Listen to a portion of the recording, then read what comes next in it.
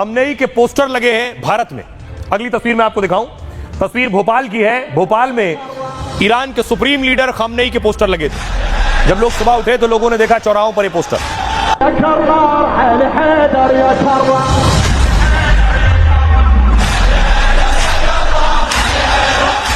अगली तस्वीर मैं आपको दिखाऊं, दूसरी तस्वीर खमनेई के पोस्टर के अलावा देखिए उनके कमांडर्स के पोस्टर भी लगे हुए थे मध्य प्रदेश में। ये उन कमांडर्स की फोटो आप देख रहे हैं जो हमले में मारे गए। अगली तस्वीर देखिए जरा, ये आप देख रहे हैं उत्तर प्रदेश के उन्नाव की तस्वीर। उन्नाव में भी खमनेई के पोस्टर देखे गए।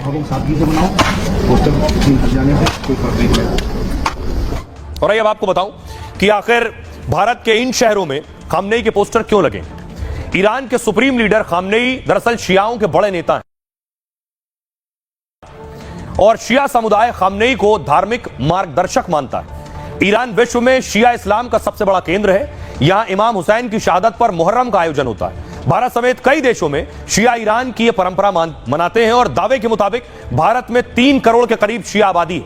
ये शिया उत्तर प्रदेश, मध्य प्रदेश, बिहार समेत कई राज्यों में रह रहे हैं। एमपी के भोपाल में शिया बहुल ईरानी डेरा एक इलाका है। यहां पर हर साल मुहर्रम के जुलूस का आयोजन किया जाता है और इसी आयोजन में खमनेई और ईरानी कमांडरों के पोस्टर लगाए गए।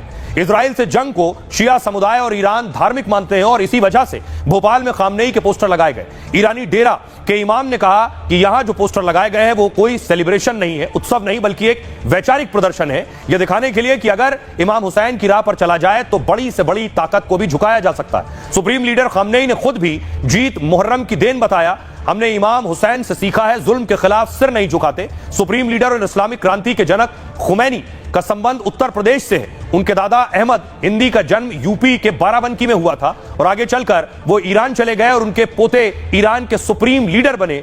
खुमैनी की मौत के बाद खमनेई बतौर उत्तराधिकारी सुप्रीम लीडर बने। अयातुल्लाह खमनेई पिछले 36 सालों से ईरान के सुप्रीम लीडर हैं।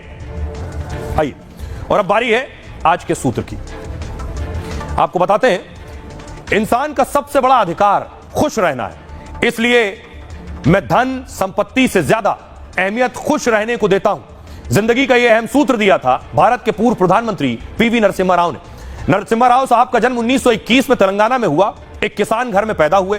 बचपन से बहुत शांत और गंभीर स्वभाव के थे। बातचीत से ज्यादा पढ़ाई और काम पर ध्यान देते थे। 25 साल की उम्र में ही उन्होंने कई डिग्रियां हासिल कर ली।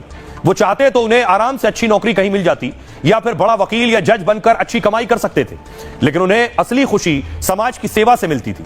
तो आजादी की लड़ाई में शामिल हो गए और बाद में राजनीति में आ गए। वो 50 साल से ज्यादा कांग्रेस में रहे। आंध्र प्रदेश के सीएम से लेकर केंद्र में मंत्री तक रहे। 1991 में वो कांग्रेस से रिटायर होकर अपने गांव जाने वाले थे।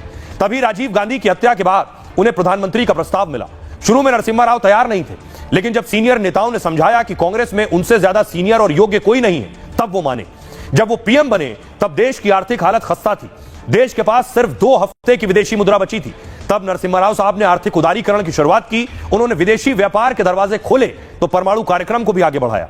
दोनों मामलों में आज भारत बड़ी ताकत बना है, तो इसके पीछे 17 भाषाओं का ज्ञान रखने वाले नरसिम्हा राव साहब की सोच थी। वो कहते थे, हमें अतीत से सीखना चाहिए, लेकिन जीना वर्तमान में चाहिए।